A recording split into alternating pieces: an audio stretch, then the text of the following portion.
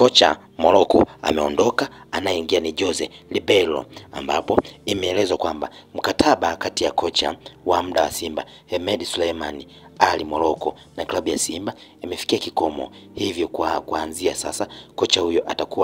hatakuwa ndani ya kikosi hicho. Makubaliano yao ilikuwa asimame kwenye mechi moja tu baada ya kocha msaidizi wa Simba Suleiman Matola kuoneshwa kadi nyekundu kule Botswana. Hivyo Simba ilimwomba Morocco ambaye ni kocha mkuu wa timu ya Taifa Stars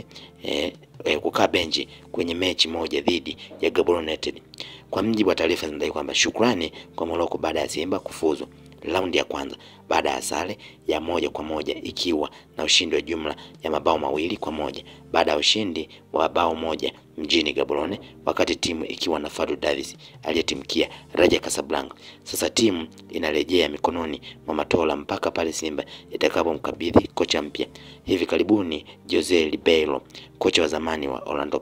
Pirates pamoja na Al Ahly, anatajwa kumrithi Fadlu Davis, huku pia Miguel Gamondi wa Singida Black Stars naye akitajwa kuchukua nafasi hiyo lakini ana mwingine anayejulikana anayewaniwa sana na Simba ni Mkweno, ambaye naye inasemekana kwamba yupo kwenye rada za klabu ya Simba kuweza kuwa kocha mkuu kurithi mikoba ya Fadlu Davis. Hivyo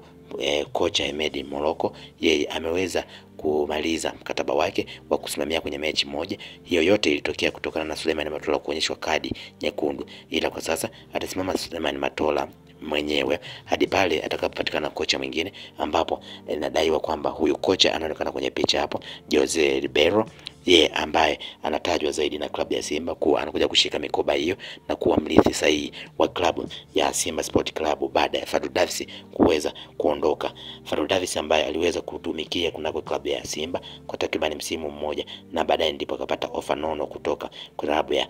Raja Atletico Casablanca ya Morocco, na ndipo ambako anakitumikia kwa sasa, na hivyo anaendelea na alishawaaga mashabiki, wapenzi, wachezaji, viongozi pamoja na wadau wa Simba.